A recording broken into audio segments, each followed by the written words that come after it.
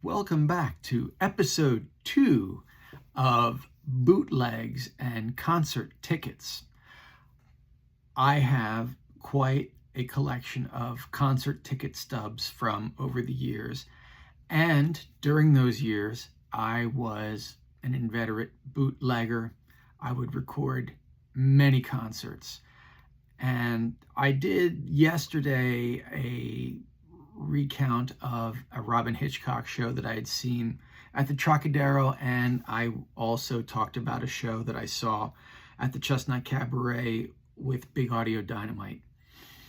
By the way, if anybody is interested in any of this, bootlegging shows or collecting ticket stubs, please let me know. I'm curious as to who, like me, is interested in going to a show and then taking that show home with you. And I'm not talking about to sell or make a profit or to rip off the artist or anything, or even trade. I don't do any of that. Well, I didn't do any of that. I don't bootleg shows anymore, except for the maybe one video per show that I go to, just to share with people the music I like, because I want them to like the music. I've said that before. And sharing the music is the easiest way, I think, rather than trying to describe music to somebody. So anyhow, this show that I'm about to talk about was very important to me. I was lucky enough, I consider myself lucky enough, to have seen Warren Zevon quite a few times when he was alive, and when he was on tour, he toured a lot. Since I did this, his son Jordan has released into the public many recordings from these different venues all across America of shows. So the recording that I have also happens to be released out into the wild by Jordan Zevon himself, semi-officially. It's like, enjoy Dad's show. Before that, though, I would bootleg shows. I loved going to the show, listening to the show, recording the show, and then taking the show home with me. Initially, it was done on cassette. Then it was done on CD, mini disc player. Then it was done on wave recorder. Then it was put onto CDs, and now it's put on to just a hard drive. But I still like to maintain hard copies of every show, so hence the CDs that I still have of the shows. But this, one of my prized possessions, it's a Warren Zevon ticket from the Chestnut Cabaret, and I have a story. I have a story to tell. If you're interested in these stories, again, please leave a comment below, whether you see this on YouTube or Instagram or elsewhere, Facebook. Please comment. Let me know if you're interested in bootlegs or collecting ticket stubs.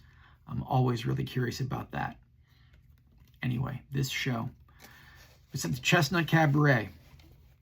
It did not start at any reasonable time that you would think. I believe the ticket said the show, the main act wasn't going to start, meaning Warren wasn't going to start till between 9 and 10 o'clock. Well, that didn't happen because it was the night of the Mike Tyson versus Alex Stewart match. Warren was into boxing. He liked to watch the boxing matches. And so people at the Chestnut Cabaret waited and waited and waited. And I think if there was an opening act, the opening act left. There was somebody pulled out of the audience who was involved in a local band at the time. I think it was a local band at the time. And I'm not even sure if I remember the name of the guy correctly. Forgive me out there if you're listening. I think his name was Robert Parker, but I could be wrong. So if anybody in the Philly area knows Robert Parker or whatever band he was involved in, he wound up opening the show, and not only opening the show, but playing like an hour and 15 minutes. He played a show solo by himself before Warren came on, because Warren waited till the boxing match was over before he came out. So Warren Zevon eventually took the stage at midnight. and then wound up closing the place down, 2 o'clock or so in the morning. I have a very keen memory of this because Warren, during the show, was referencing his time that he lived in Philadelphia. And one of the stories he shared was Christmas in Philadelphia and how he liked the fact that he was in Philly for Christmas with snow and the whole deal. That's the way he put it. And during the show, he played Winter Wonderland, which, a special thing. Warren Zevon playing Winter Wonderland in the middle of the show, and then Winter Wonderland segued into Werewolves of London, and that wrapped up the show. But I can remember the show for so many different reasons, and one of them was because it started so late, and the person I was with was complaining. It's like, when is this show going to start? And I didn't really mind because I was a huge Warren Zevon fan. I've seen him before. I had seen him since that show, and I didn't mind. And he put on a phenomenal show. His sidemen for that night, I remember, Dan Dugmore and Gerf Morlix. They played with Warren. So it was a trio. It was Warren, Gerf, and Dan. And Warren actually played a lot of guitar that night. Ordinarily, he's behind the keyboard or behind the piano. That night, he played a lot of guitar, and I found that interesting. It was a nice little change of pace at the time for seeing Warren Zevon. Great show. And I have forever in my possession Warren Zevon's version of Winter Wonderland, extra special. Now, as I mentioned, since Warren Zevon passed away, Jordan has released existing copies of various recorded concerts.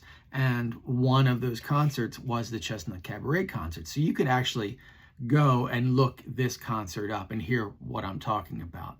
But for 25 years or whatever, however long it's been, this isn't from 1990, so it's been a long time.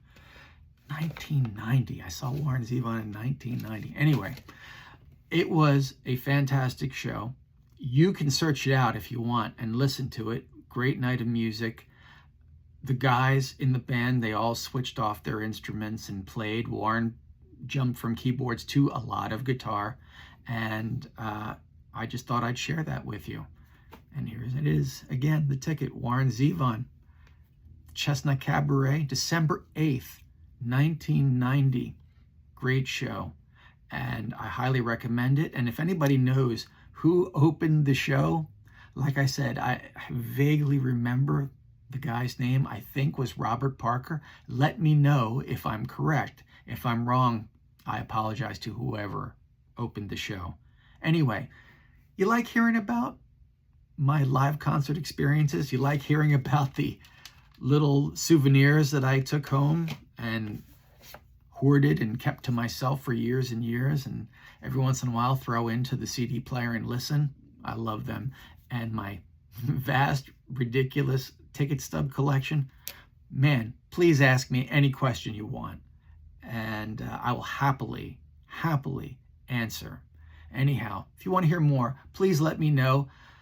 Answer in the comments below whether this is on YouTube or Instagram or Facebook, or drop me an email at upcloseandacoustic@gmail.com. Address it to Charlie, and I'll get back to you. I'd love to talk about any of these shows. Thanks a lot for listening. All right, take it easy.